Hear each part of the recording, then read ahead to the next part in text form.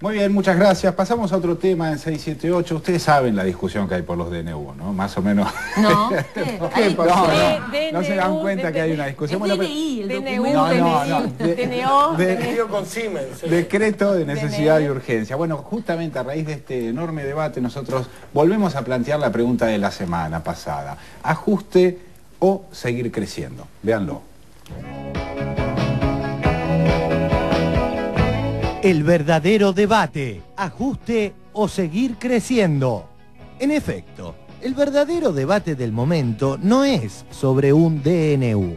Lo que se discute son dos modelos en pugna, ajuste o seguir creciendo. A mí me tocó el primer día de mi gestión en el Banco Central en julio del 89, recordarás que eran momentos difíciles, había 60 millones de dólares y tenía que pagar 140 el primer día. ¿Te imaginás que obviamente compré reservas con emisión? Estamos hablando de 60 millones contra 50.000 millones que presuntamente hay ahora. Ahora, o sea, yo toda la vida prefiero que se utilicen las reservas que no caer en default.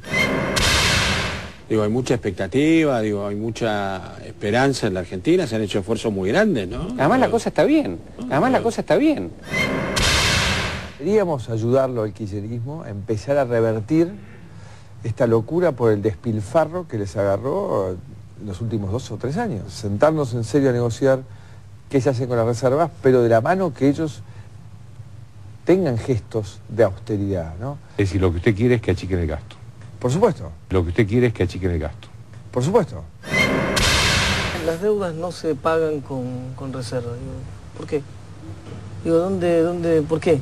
¿Quién dijo eso? ¿Dónde está escrito? ¿Por qué no se pueden pagar deudas con una parte de las reservas? Digo, entonces y de idea de naturalizar verdades que nadie explica por qué. No están discutiendo si pagar o no pagar la deuda, por lo tanto, cuando dicen no tocar las reservas, están hablando de pagar con ajuste o pagar con más endeudamiento. Correcto. Y esas son las recetas que ya fracasaron en la Argentina. Lo que usted quiere es que achiquen el gasto. Por supuesto. Nosotros creemos que lo primero que tiene que hacer el Ejecutivo es plantear qué gastos piensa, digamos, reemplazar, qué gastos reemplazar. Cuando dicen no tocar las reservas, están hablando de pagar con ajuste o pagar con más endeudamiento. Correcto. Y esas son las recetas que ya fracasaron en la Argentina. Reducción o ahorro. La reducción del gasto es ineludible. ¿Qué gastos piensa, digamos, reemplazar? Lo que usted quiere es que achiquen el gasto. Por supuesto. Crisis económica en muchos países de Europa. El Fondo Monetario Internacional salió a recomendar las viejas y fracasadas recetas. Graves incidentes en Grecia. Reducen los sueldos, aumentan los impuestos, temen que las medidas aumenten la recesión y la crisis en el país. El gobierno no darle trabajo a la gente, al bajarle el sueldo a los jubilados. Estamos poniendo esta regla tan firme, durísima, pero creemos que lo tenemos que hacer. Y graves incidentes en Grecia. Reducen los sueldos, aumentan los impuestos. Reducción o ahorro. La reducción del gasto es ineludible. ¿Qué gastos piensa, digamos, reemplazar? Lo que usted quiere es que achiquen el gasto. Por supuesto. Y esas son las recetas que ya fracasaron en la Argentina. Yo no sé, yo por ejemplo no entiendo si, recién lo escuchaba Adrián, tienen que decir cómo se paga.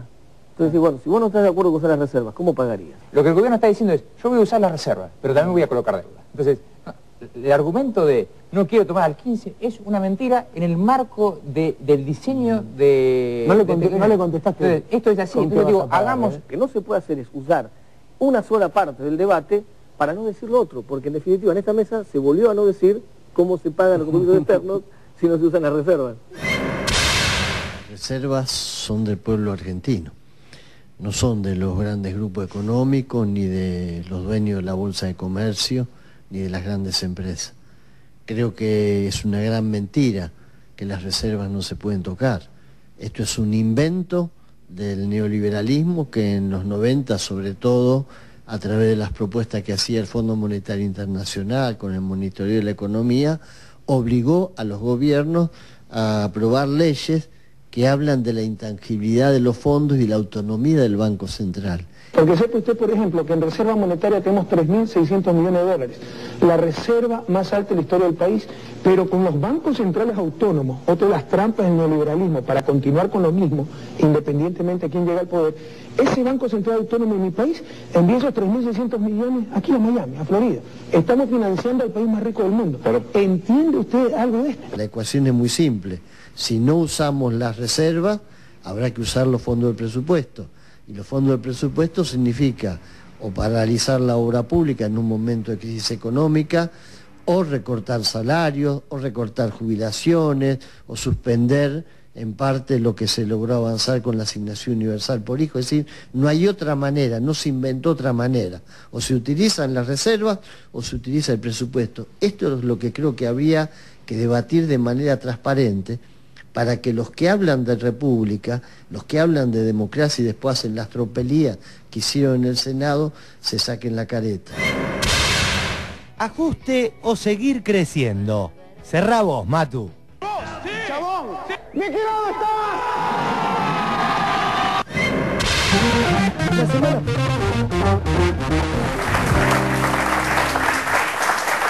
Bueno, a ver, Vanoli, la pregunta sería si es realmente así, digamos, si la opción que tiene la Argentina, si no recurre a la utilización de las reservas, es el ajuste.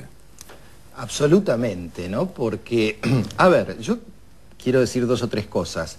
La Argentina tiene reservas que fue acumulando en estos años, y no porque fue manada del cielo, ¿no? Las fue acumulando porque hubo una política económica que generó crecimiento y que generó unos saldos externos. La Argentina tiene una balanza comercial favorable, a diferencia de lo que ocurrió en otras épocas de nuestra historia, donde la Argentina tuvo déficit, no creció y por otro lado acumuló una deuda, ¿no? O sea, eso yo creo que es el primer tema. Es decir, que son alrededor de 40.000 millones de dólares que a lo largo de 6 años más o menos se han logrado acumular a partir de esta política económica. Así es, y a pesar de que se usaron, por ejemplo, cuando fue el pago al Fondo Monetario Internacional en el 2006, se usaron 10.000 millones. 10.000 millones de dólares, ¿no? O sea, y estas reservas son... están en un nivel muy alto. Yo lo que quería decir es que me parece que en esta etapa es muy importante que los ciudadanos nos aferremos a esta idea del ajuste o el no ajuste, porque en este momento, cuando las cosas empiezan a pasar por lo económico,